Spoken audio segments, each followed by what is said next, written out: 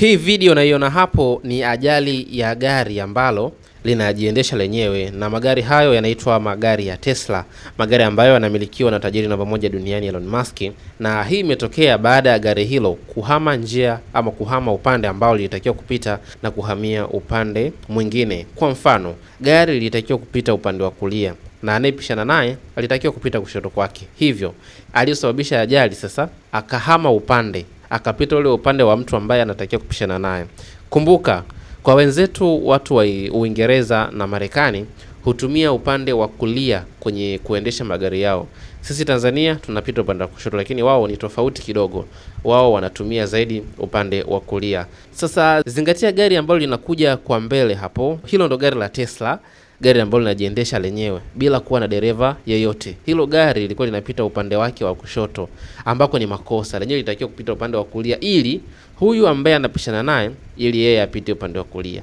Sasa kitendo cha yeye kuhama njia ndio ajali ikaenda kutokea. Sasa nadhani hapo kidogo utakuwa umenielewa namna ambavyo utofauti ama ile ajali inavyokwenda kuweza kutokea.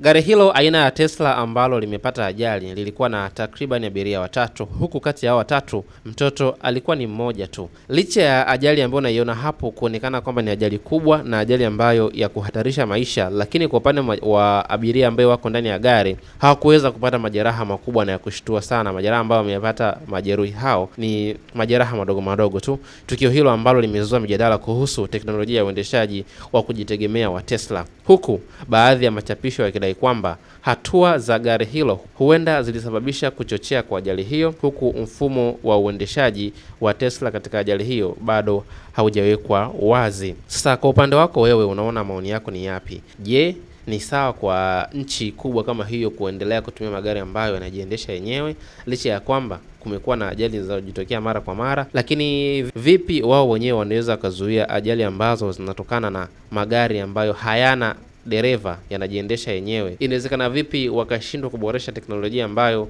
itawapelekea wao kuweza kuboresha huduma za magari yao ili zisiwezi kusababisha ajali kila kukicha? Hii ni Sawasawa Digital, habari ngazani mwako. Ili kuwa wa kwanza kupata taarifa zetu, turn on notification bell, lakini cha msingi ni kusubscribe ili tu taarifa tunazokuwa tumekuwekea ziweze kuwa karibu na wewe.